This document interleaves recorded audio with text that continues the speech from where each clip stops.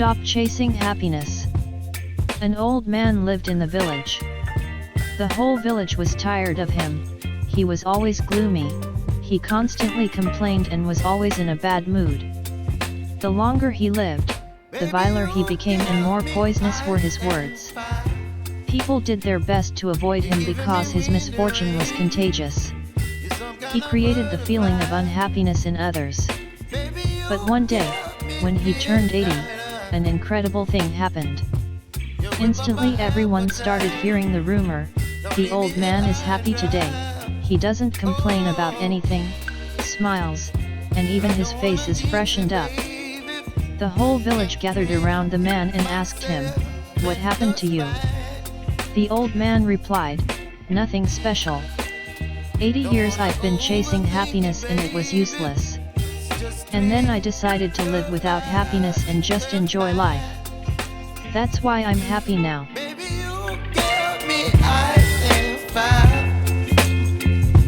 You're giving me wind and rain.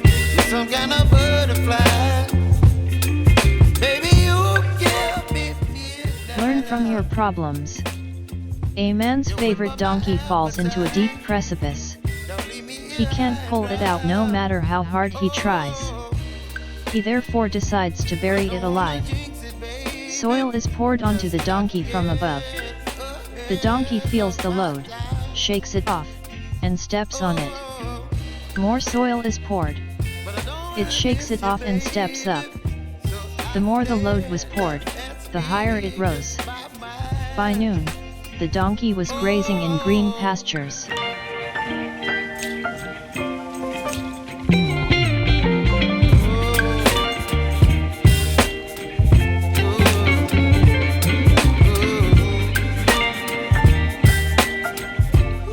During a research experiment, a marine biologist placed a shark into a large holding tank and then released several small bait fish into the tank.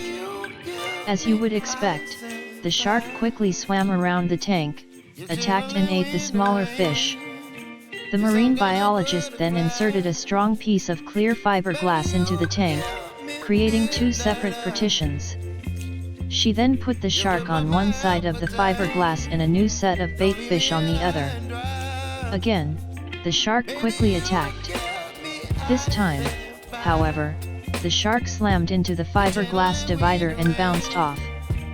Undeterred, the shark kept repeating this behavior every few minutes to no avail. Meanwhile, the bait fish swam around unharmed in the second partition. Eventually, about an hour into the experiment, the shark gave up.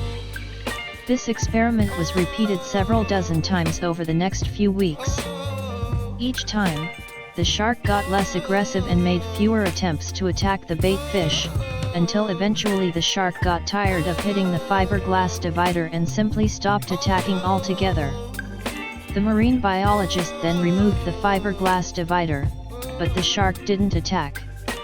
The shark was trained to believe a barrier existed between it and the bait fish, so the bait fish swam wherever they wished, free from harm.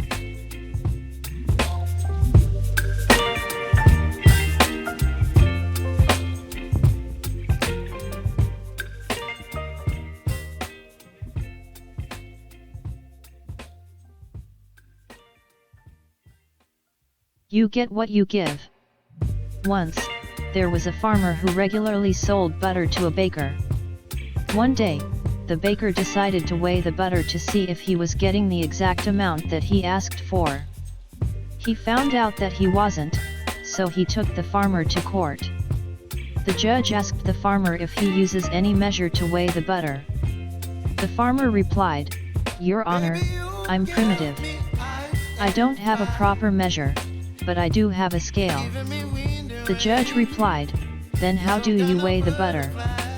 The farmer replied, "Your Honor, long before the baker started buying butter from me, I have been buying a pound loaf of bread from him. Every day, when the baker brings the bread, I put it on the scale and give him the same weight in butter. If anyone is to be blamed, it's the baker." Moral of the story in life: you get what you give. Don't try to cheat others. Don't wanna overthink it, babe.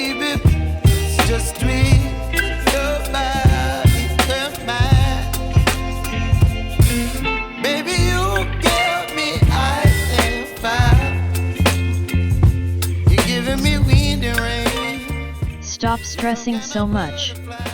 Once upon a time, a psychology professor walked around on a stage while teaching stress management principles to an auditorium filled with students.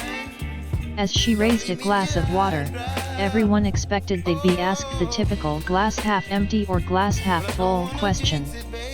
Instead, with a smile on her face, the professor asked, "How heavy is this glass of water I'm holding?" Students shouted out answers ranging from 8 ounces to a couple pounds. She replied, "From my perspective, the absolute weight of this glass doesn't matter. It all depends on how long I hold it. If I hold it for a minute or two, it's fairly light. If I hold it for an hour straight, its weight might make my arm ache a little. If I hold it for a day straight, my arm will likely cramp up and feel completely numb and paralyzed, forcing me to drop the glass to the floor. In each case, the weight of the glass doesn't change, but the longer I hold it, the heavier it feels to me."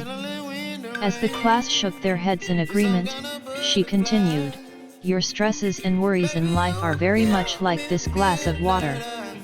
Think about them for a while and nothing happens. Think about them a bit longer and you begin to ache a little. Think about them all day long, and you will feel completely numb and paralyzed, incapable of doing anything else until you drop them." You're some kind of butterfly. Baby, you give me midnight.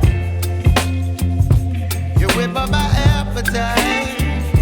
Don't leave me here high and dry. Oh, oh. Don't screw over your friends. Vijay and Raju were friends. One day while on holiday, exploring a forest, they saw a bear coming towards them. Naturally, they were both frightened, so Raju, who knew how to climb trees, climbed one quickly. He didn't spare a thought for his friend who had no idea how to climb. Vijay thought for a moment. He had heard that animals don't attack dead bodies, so he fell to the ground and held his breath.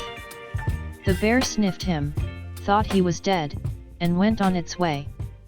Raju, after he had climbed down from the tree, asked Vijay, "What did the bear whisper in your ears?" Vijay replied, "The bear asked me to keep away from friends like you."